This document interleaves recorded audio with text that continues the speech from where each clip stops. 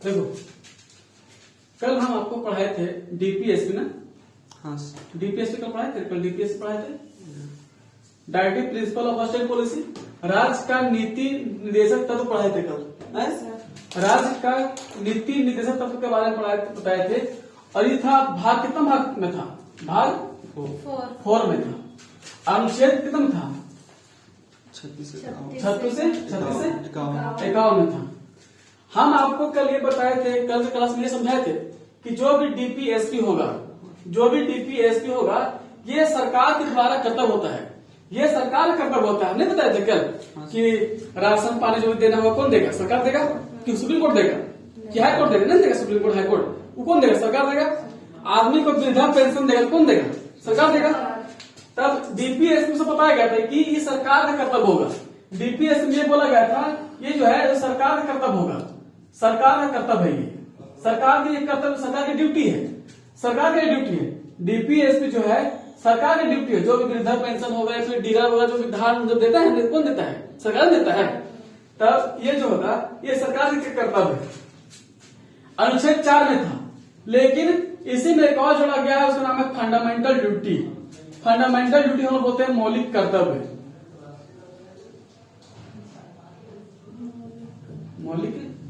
मौलिक या मूल, मौलिक या मूल हो सकते हैं। मौलिक या मूल कर्तव्य, ये सरकार का कर्तव्य था कि हम लोग क्या क्या देना है। देखो बाबू, कल आप समझाए थे कि जो भी सरकार का कर्तव्य होगा इसमें कोई सुप्रीम कोर्ट या हाई कोर्ट हम जा नहीं सकते हैं। सुप्रीम कोर्ट, हाई कोर्ट तो नहीं जा सकते। हम कल समझाए थे कि मान लो कोई वृद्धा पेंशन देगा या फिर कोई डीलर वगैरह देगा तो उसमें मतलब मान लो 4 किलो जहाँ चावल देना था तो 3 किलो चावल दे रहा है, तो तू कहा सुप्रीम कोर्ट जाएगा? नहीं जाएगा सुप्रीम कोर्ट। तू कहाँ जाएगा? डीटीओ के पास जाएगा या फिर बीडीओ के पास जाएगा? कहीं भी जाएगा, ब्लॉक में जाएगा। सुप्रीम कोर्ट जा नहीं सकता, या फिर हाई कोर्ट तो नहीं जाएगा। तो ऐसे स्थिति में डीपीएसपी की स्थिति में आप हाई कोर्ट या सुप्रीम कोर्ट नहीं जा सकते। उसी में ये तो सरकार की कर्तव्य है। लेकिन सरकार ये बोल दिया कि आपका यहाँ पर रहने वाले, देश में रहने वाले जनता का मतलब नागरिक का क्या कर्तव्य होगा। नागरिक, इसमें नागरिक का कर्तव्य बताया गया है। नागरिक का कर्तव्य बताया गया है। मौलिक कर्तव्य में, मौलिक या मूल कर्तव्य में नागरिक का कर्तव्य बताया गया है। मौलिक या मूल कर्तव्य में नागरिक का कर्तव्य बताया गया है। मतलब देश में रहने वाले नागरिकों का क्या क्या कर्तव्य होना चाहिए, देश में रहने वाले नागरिकों का क्या क्या कर्तव्य होना चाहिए उसके बारे में बताया गया है।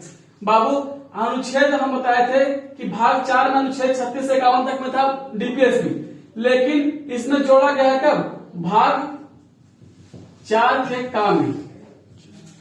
ठीक, मौलिक जो कर्तव्य, मूल या मौलिक कर्तव्य संविधान के भाग 4 के काम में जोड़ दिया गया है। संविधान के भाग 4 के काम में जोड़ दिया गया है। और अनुच्छेद कितना रे? अनुच्छेद 51 के काम में, अनुच्छेद 51 के काम में, अनुच्छेद 51 के काम में भाग 4 के काम में संविधान के मौलिक कर्तव्य के बारे में बताया गया है कि भारत में रहने वाले नागरिकों का की कर्तव्य होना चाहिए इसे, है ना। भारत में रहने वाले नागरिकों को कौन सी कर्तव्य होना चाहिए इसे, उसमें बारे में बताया गया। देखो, जिस समय देश बना था, संविधान लागू हुआ था, जिस समय संविधान लागू हुआ था, तो समझो जिस समय संविधान लागू हुआ था ना, उस समय मौलिक कर्तव्य नहीं था। उस समय मौलिक कर्तव्य नहीं था। एक चीज जान ले बाबू कि जिस समय संविधान बना था उस समय मौलिक कर्तव्य नहीं था। मौलिक कर्तव्य जो भी नहीं किया था। मौलिक कर्तव्य तो बाद में है ना, अनुच्छेद भाग 4 के काम में बाद में आया। तब हम ये बोलते हैं कि बता दो मौलिक जो कर्तव्य है, मौलिक कर्तव्य अपनाने वाला पहला देश कौन था? मौलिक कर्तव्य अपनाने वाला पहला देश कौन था? हम बोलेंगे पहला देश जो था वो जापान था। पहला देश जापान था। मौलिक कर्तव्य अपनाने वाला पहला देश कौन? जापान। पूछेगा एग्जाम में कि मौलिक कर्तव्य अपनाने वाला पहला देश कौन? जापान। उसके बाद बहुत सारे देश हुए थे, उसमें से एक और देश था, उसका नाम था यूएसएसआर। नाम सुने रसिया का? यूएसएसआर किसी बोलते हैं रसिया। यूएसएसआर सोवियत संघ रूस है।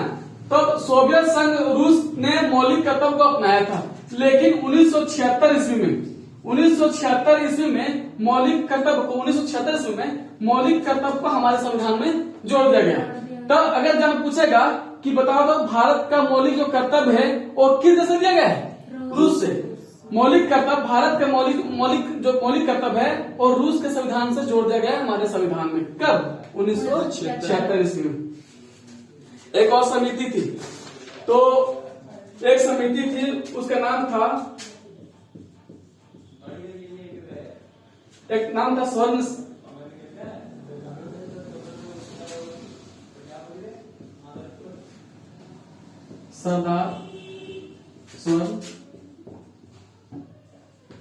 समिति।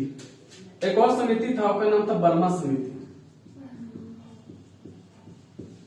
हमको बताइएगा कि जिस समय देखो 1976 ईस्वी में संविधान में भारत के संविधान में 1976 ईस्वी में सरदार स्वर्ण समिति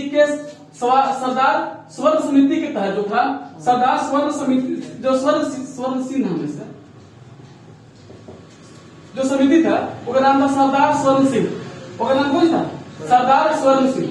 सरदार स्वर्ण सिंह जिस समय था, इसके समय में ये जो है मतलब जोड़ा गया था इसमें, ठीक है, इसे समिति पर, अरे सरदार स्वर्ण सिंह समिति में इसको जोड़ दिया गया, मतलब कि जो मौलिक कर्तव्य है जोड़ दिया गया, मौलिक कर्तव्य को सरदार स्वर्ण सिंह समिति पर जोड़ दिया गया। लेकिन जैसे ही वर्मा समिति आया था तो इसको यहाँ पर लागू भी कर दिया गया। अगर जब पूछेगा कि बता दो कि डीपीएसपी सॉरी मौलिक जो कर्तव्य है, मौलिक कर्तव्य है वो संविधान के किस भाग में है? भाग 4 का। भारत संविधान के मौलिक कर्तव्य किस भाग में है? भाग 4 का। किस अनुच्छेद में? अनुच्छेद 51 का। और मौलिक कर्तव्य अपनाने वाला पहला देश कौन? रूस। जापान। मौलिक कर्तव्य अपनाने वाला पहला देश कौन? जापान। अच्छा बता दो कि मौलिक जो कर्तव्य है वो किस देश से लिया गया है? रूस से लिया गया है। अच्छा बता दो किस समिति के समझ पहली बार मौलिक कर्तव्य को जोड़ा गया था भारत में संविधान में? सरदार स्वर्ण सिंह समिति के तहत जोड़ा गया था भारत संविधान में। उसके बाद बर्मा समिति के तहत इसको लागू भी कर दिया गया है, लागू भी कर दिया गया। देखो जिस समय संविधान लागू हुआ था उस समय संविधान में कोई भी मौलिक कर्तव्य नहीं था। उस समय मौलिक कर्तव्य नहीं था। संविधान लागू कब हुआ था? 26 जनवरी 1950 को हमारा संविधान लागू हुआ था। तो 26 जनवरी 1950 ईस्वी को हमारा संविधान लागू हुआ था। उस समय मौलिक कर्तव्य नहीं था। उस समय मौलिक कर्तव्य जीरो था, कुछ नहीं था, जीरो था। उसके बाद 10 मौलिक कर्तव्य जोड़ दिया गया। कब? 42वां संविधान संशोधन के तहत। 42वां संविधान संशोधन के तहत कब? 1976। 42वां संविधान संशोधन के तहत 1976 ईस्वी में 10 मौलिक अधिकार को जोड़ दिया गया। उसके बाद में एक और मौलिक अधिकार को जोड़ा गया। एक और मौलिक कर्तव्य को जोड़ा गया। कौन चीज जोड़ा गया? 86वां संविधान संशोधन 2002। 86वां संविधान संशोधन 2002 में 86वां संविधान संशोधन 2002 में एक और मौलिक कर्तव्य जोड़ दिया गया। एक और मौलिक कर्तव्य को जोड़ दिया गया। वो बताएं क्या जोड़ा गया था? इसमें बोला गया है कि 14 वर्ष तक के बच्चे की उम्र को पढ़ना अनिवार्य है। 14 वर्ष तक के बच्चे की उम्र को पढ़ना अनिवार्य है, मतलब 6 से 14 वर्ष तक। 6 से 14 वर्ष तक के बच्चे की उम्र को पढ़ना अनिवार्य। ये जोड़ा गया था क्या? बाद जोड़ा गया है। हमको ये बताइए कि जिस समय संविधान लागू हुआ था उसमें मौलिक कर्तव्य कितना थे? जीरो, एक भी नहीं था। बाद में 10 मौलिक कर्तव्य को जोड़ा गया। कब? 1976 को। अगर एग्जाम पूछेगा कि 1976 को जोड़ा गया था तो कौन सा संविधान संशोधन हुआ था? 42वां संविधान संशोधन के तहत 10 मौलिक कर्तव्य को जोड़ा गया। उसके बाद एक और नया जोड़ा। उसके बाद एक और जोड़ा गया। 86वां संविधान संशोधन 2002 के तहत 6 से 14 वर्ष तक के बच्चे की उम्र को पढ़ना अनिवार्य है। यह हमारा मौलिक कर्तव्य था। इस तरह से कौन कौन मौलिक कर्तव्य है हम आपसे 11 मौलिक कर्तव्य के बारे में पढ़ेंगे। फिर से बात देख लीजिए, कहानी समझिए। देखो कहानी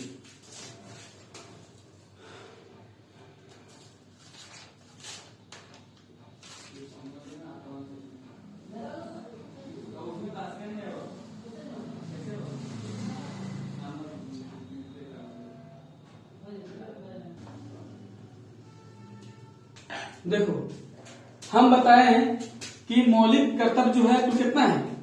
11 मौलिक कर्तव्य कितना है? 11। तो 11 मौलिक कर्तव्य है। तो इसमें भी बोला गया था कि मौलिक कर्तव्य जो है वो जनता मान भी सकती है और नहीं मान सकती है।